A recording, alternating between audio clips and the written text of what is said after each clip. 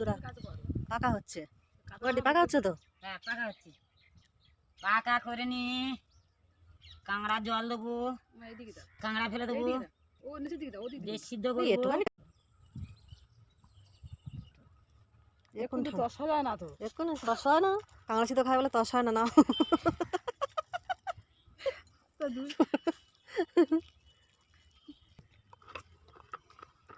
কাঁকড়া সিদ্ধ হয় কি সময় দেখতে লাগবে, দেখো।